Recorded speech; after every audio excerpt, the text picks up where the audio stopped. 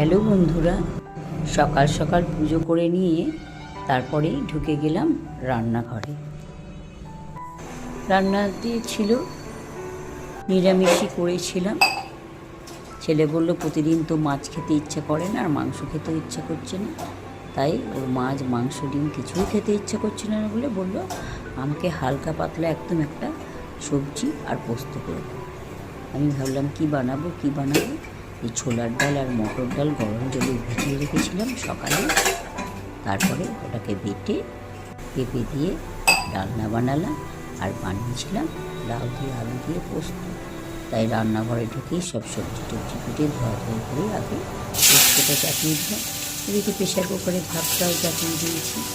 তারপরে পোস্তটা ভালো করে নুন হলুদ কাঁচা লঙ্কা টমেটো সব দিয়ে ভালো করে ভেজে একদম কম ধুয়ে রেখে ঢাকা দিয়ে প্রথম থেকে জলও দিই কিছুই দিই।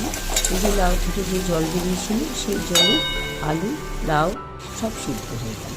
তারপরে পোস্তটা শিলে বেটে দিয়ে দিলাম। রেডি হয়ে গেল আমাদের ঝিঙে আলু পোস্ত। আর তারপরে একটা ভাজা মশলা বানিয়ে নিলাম ধনে জিরে সব দিয়ে। আর এই যে কড়াগুলোকে বানাচ্ছি, ডালটাকে শিলে বেটে নিয়েছিলাম। এই যে শিলে বাটার ডাল আর শিলে বাটার পোস্ত টেস্ট একটা আলাদা, তাই আর শিলে বেটেই আমি সব বানাই। আর পেঁপের ডালনাটাও চাপিয়ে দিলাম। একটু গরম মশলা আর শুকনো লঙ্কা পাঁচফোড়ন দিয়ে টমেটো বাটা আর আদা বাটা কাঁচা লঙ্কা বাটা সব দিয়ে পেঁপে আর বড়ার ডালনাটা বানিয়ে নিলাম।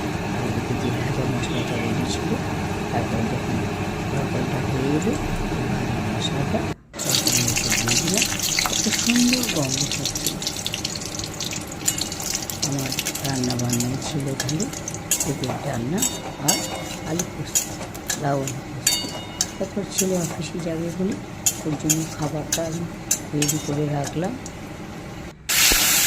সুন্দর পরিবেশন করে যে খাবার দিলে দেখতে একটা দেখতেও ভালো লাগে, আর খাবার দাবার জিনিসপত্র সুন্দর করে সাজিয়ে দিতে হয়, তাতে তুমি যাই রান্না করো।